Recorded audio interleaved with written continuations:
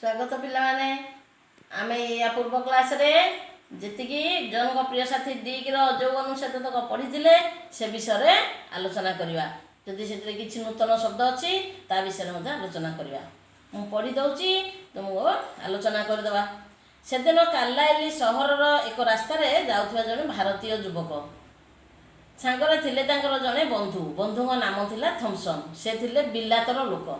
ଆମ ଭାରତର ଜଣେ ଯୁବକ କାର୍ଲାଇଲ୍ ସହରରେ ରହୁଥିଲେ। ଏ କାର୍ଲାଇଲ୍ ସହରଟା କେଉଁଠି ପିଲେ?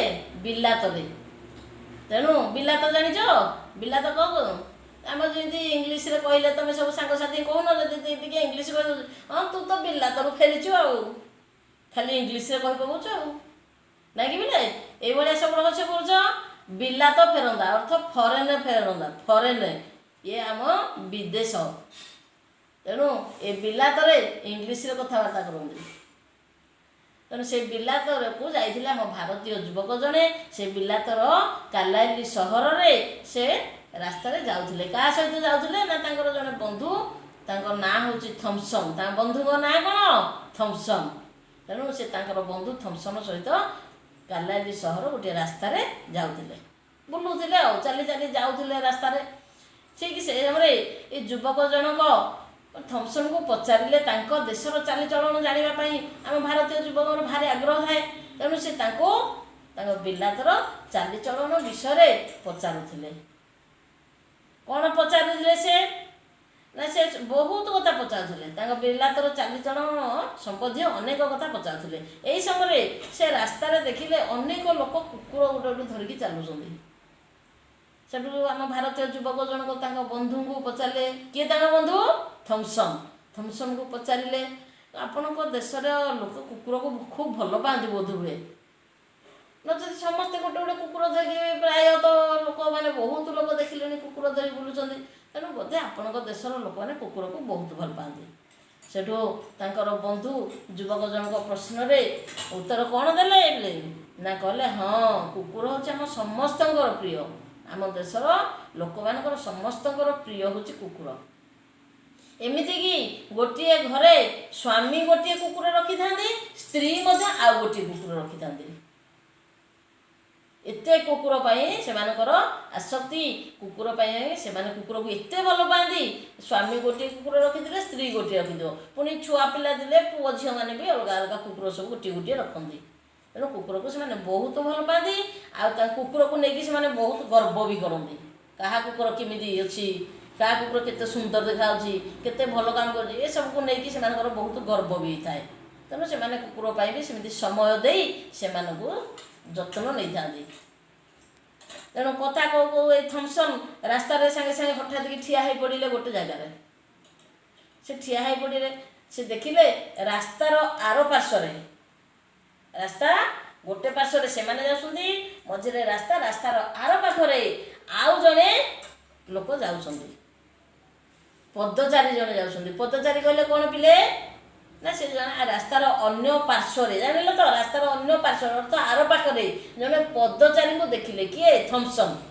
ପଦଚାରୀ ଅର୍ଥ ପାଦରେ ଯିଏ ଚାଲି ଚାଲି ଯାଏ ତାକୁ ପଦଚାରୀ ବୋଲି କୁହାଯାଏ। ବୁଝିଲ ପିଲେ ପଦଚାରୀ ଶବ୍ଦର ଅର୍ଥ? ଯେଉଁମାନେ ପାଦରେ ଚାଲି ଚାଲି ଯାଆନ୍ତି ତାଙ୍କୁ ପଦଚାରୀ ବୋଲି କୁହାଯାଏ। ସେମିତି ଆମେ ଜାଣିଛେ ଆଉ କେତୋଟି ଶବ୍ଦ। ମହାକାଶଚାରୀ ଜାଣିଛ ପିଲେ? ଶବ୍ଦ ଶୁଣିଛେ ଆମେ। ଯେଉଁମାନେ ମହାକାଶକୁ ଯାଆନ୍ତି ବୁଲିବା ପାଇଁ ସେମାନଙ୍କୁ ମହାକାଶଚାରୀ ବୋଲି କୁହାଯାଏ। ସଦାଚାରୀ ଗୋଟିଏ ଶବ୍ଦ। ସଦାଚାରୀ କିଏ? ଯେଉଁମାନେ ଭଲ କାମ କରନ୍ତି, ଭଲ ଆଚରଣ କରନ୍ତି, ଭଲ ବ୍ୟବହାର ଦେଖାନ୍ତି, ସେମାନଙ୍କୁ ସଦାଚାରୀ ବୋଲି କୁହାଯାଏ।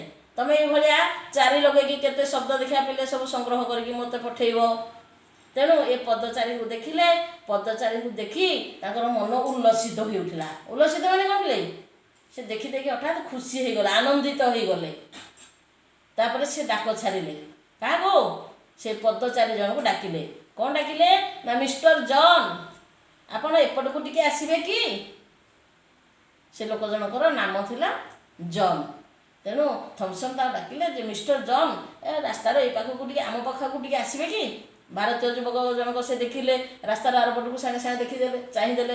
ଦେଖିଲେ ଯେମିତି ଦେଖିଲେ ଜଣେ ବୃଦ୍ଧ ବ୍ୟକ୍ତି ଠିଆ ହେଇଛନ୍ତି। ସେ ମଧ୍ୟ ସାଙ୍ଗରେ ଗୋଟିଏ କୁକୁର ଧରିଛନ୍ତି। ତାଙ୍କ ହାତରେ ଗୋଟିଏ ବେଲ୍ଟ ଅଛି, ସେ ବେଲ୍ଟଟି କୁକୁର ବେକରେ ବନ୍ଧା ହେଇଛି।